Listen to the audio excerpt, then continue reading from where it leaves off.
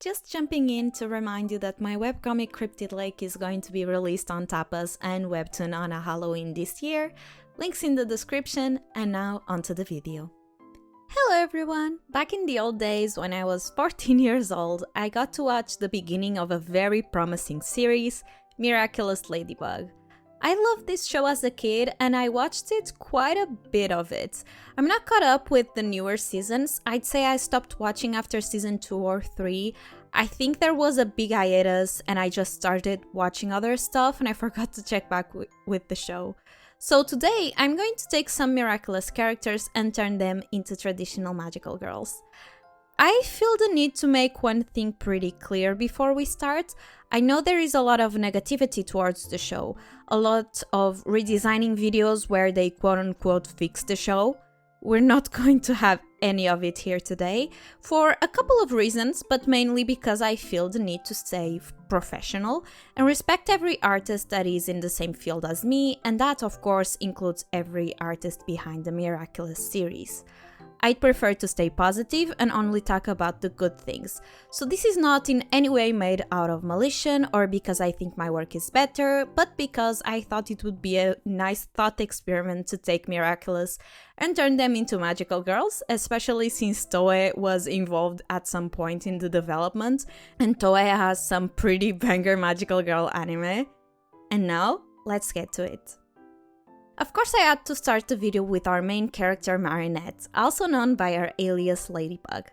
At some point during the development of the series, Miraculous Ladybug was meant to be a 2D animated show. There's even a publicly available PV animated by Toei done to test out the idea. A lot of people like the PV, and I personally love that version as well, because it reminds me so much of the magical girl anime I'd watched as a kid. They ended up scrapping the idea because of Ladybug's spots. Apparently animating her and keeping the dots consistent was creating a strobe effect. That's why they went with 3D animation instead. I still feel like they could have had a 3D show that looked like 2D, merging the best of both worlds. Many anime nowadays ends up merging 2D and 3D, and some are straight up just 3D animated, like for example Land of the Lustrous and Beastars. However, at this time this idea was still sorta new and the technique wasn't perfected yet, so I understand why they would have changed the entire style.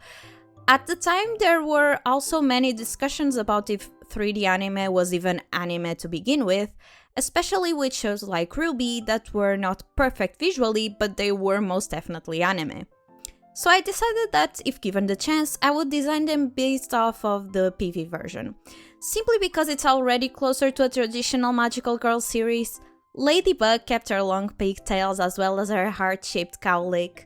When it comes to her outfit, I knew I'd have to take a lot of liberties to make her more magical. Instead of her suit, I dressed her in a dress and a vest, I gave her gloves, and had fun adding frills and bows wherever I could without making the design too crowded. Since Toei animated the PV, I know more or less what they're capable of doing, and in my opinion, they would probably be able to make the OG outfit work. I say this mainly because Toei is the exact same company behind Precure, and if you've seen Precure before, you know how crazy detailed the outfits can get, and they're still able to make everything look perfect. But since the dots were such a problem, I thought that the best way to keep it 2D and avoid the strobe effect would be to have fewer dots. I also had this idea of a ladybug backpack that could open and out of it would come out wings. That way she would also be able to fly like a ladybug. It seemed like a fun idea and I thought it would be really cool to animate, so I made that the most important part of her design. On to our second protagonist, Adrien, also known by his alias Cat Noir. Adrien was probably the character that changed the most during production. During the PV days, Adrien was actually called Felix, and his personality was the complete opposite. At least as a civilian, he was aloof and cold as well as very stoic.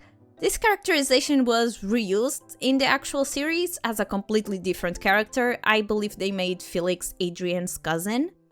In this traditional magical girl AU, I think I'd probably keep Adrien as he was during production, because it's so much like the love interests that were popular during the 90s and early 2000s shoujo / magical girl anime. This type of character is almost a trope, basically a male tsundere. I'd love to keep that. As Cat Noir, it'd still be his flirty self. I think that plays really well with Ladybug's personality. Ladybug and Cat Noir's dynamic is overall pretty good, and I would keep it without any doubt.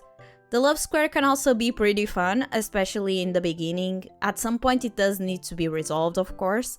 In magical girl anime, currently romance is not as important as it used to be, and sometimes is even avoided altogether, but back in the day, romance was incredibly important, and some of the best anime couples come from magical girl anime.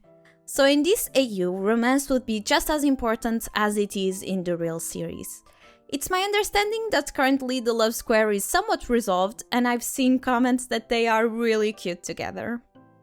When designing its magical boy version, I had to choose which type of magical boy I'd want to do.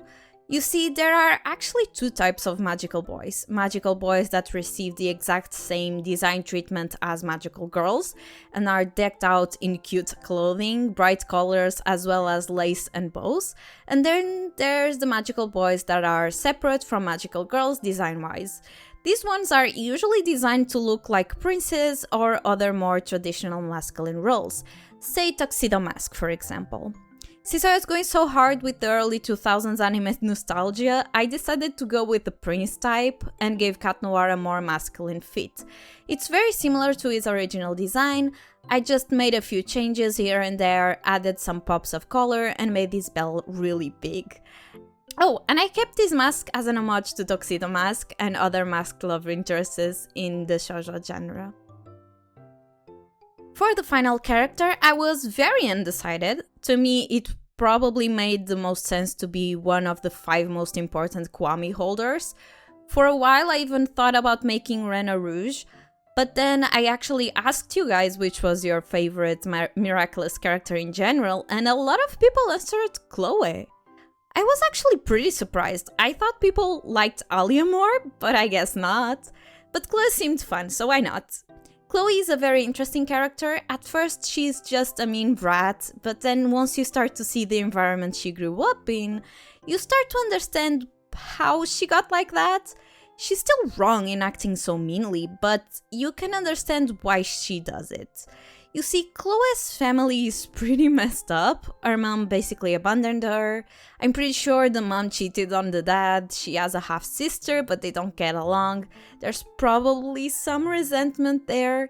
Her mom is overall pretty terrible, and unfortunately, Chloé craves her approval more than anything else in the world.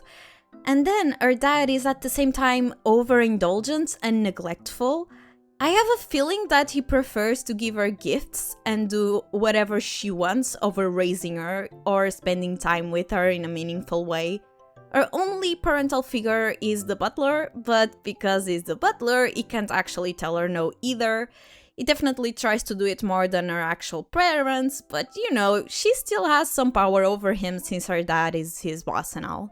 Chloé was first presented to us as the classic bully character, the rival of sorts, at least in her day-to-day life. If Miraculous was a traditional magical girl series, I feel like she would receive a different character treatment, especially if she ends up becoming a fellow magical girl.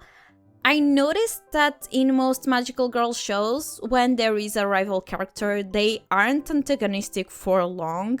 They usually become friends before the end of the series, and even the villains that are meant to be redeemed become friends of the protagonists before the end as well. In this AU, I think Chloé could start off as a rival, not a bully, a rival, and then she could even at some point be an antagonist and a villain working with Akmoth, but then she has to have a redemption arc and then becomes friends with Marinette. I feel like her personality would also be a little different. I think that since Adrien and Chloé are childhood friends, they should have either more similar personalities or more complementary ones. She can still be bratty and overconfident, just a bit different. Think Shaoran and Mei Ling from Cardcaptor Sakura. I think that dynamic would be pretty cool for them. When designing the magical girl outfit, I kept her original ponytail because it looks so cool. The dress is this very pretty and very cute yellow dress with black details and black bows on the side. The bows only have one tail that I drew extra spiked so that it would sorta look like a bee sting. I also gave her gloves and boots that are pretty similar to Ladybug's.